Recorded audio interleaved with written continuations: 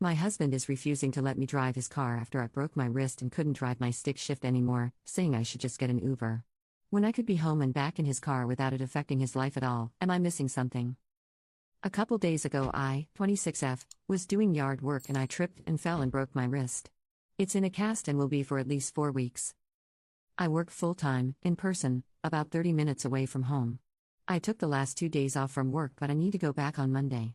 I can't drive my car because it is stick shift and the wrist I broke is on the arm I used to shift. I can't grab the shifter to change gears, so I can't drive it. My husband, 28M, drives an automatic and while it wouldn't be the greatest thing, I could drive it.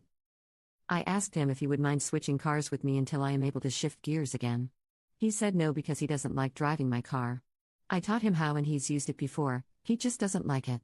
So I asked if he would drive me to and from work, at least a few times per week. He also said no because he doesn't want to wake up early. He works 3 shifts per week in the evenings. I would be home with his car before he had to leave for work. He would also have time to drive me home from work without being late for work. I'm also the breadwinner and we need the money I make from working. He told me I should just Uber, but it would be at least $60 per day, and I can't afford that. I feel unsupported. I get the situation sucks, but a couple years ago when his car wasn't working, I let him use my car. He worked more back then, 5 days per week. So I let him use it to go to work and also to go out with friends and stuff. So I feel I am not being reciprocated. He doesn't owe me for that, but also he isn't willing to help me out with this and the inconvenience for letting me use his car is much less for him because he'd be sleeping when I was using it. Where do I go from here? Am I asking or expecting too much? Commenter: he kind of does owe you, though, because a marriage is a partnership. He does need to step up here. Update: I got a lot of advice on my last post.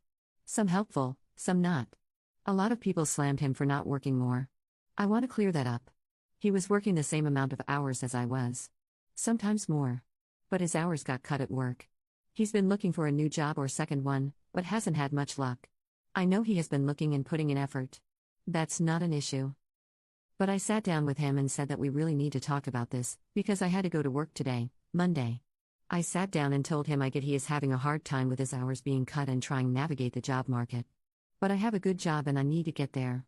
And I can't afford to Uber a car while I heal. We need to find a solution. He kept talking in circles with the same reasons I mentioned in the last post.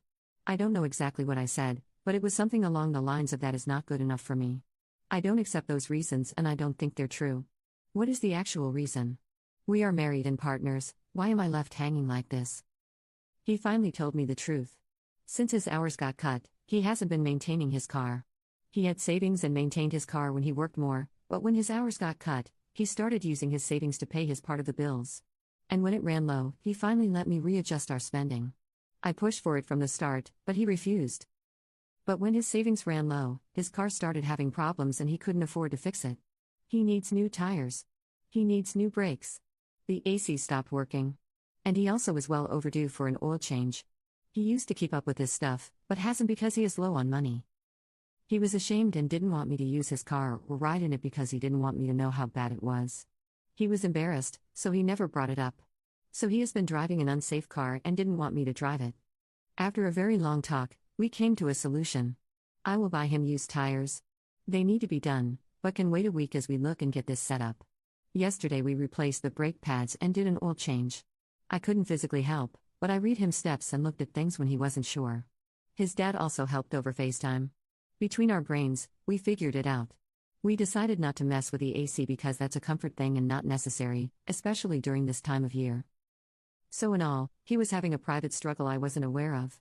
I usually don't go in his car, so I never noticed. And this morning, he drove me to and from work. And either he will drive me or I will drive myself, with his permission.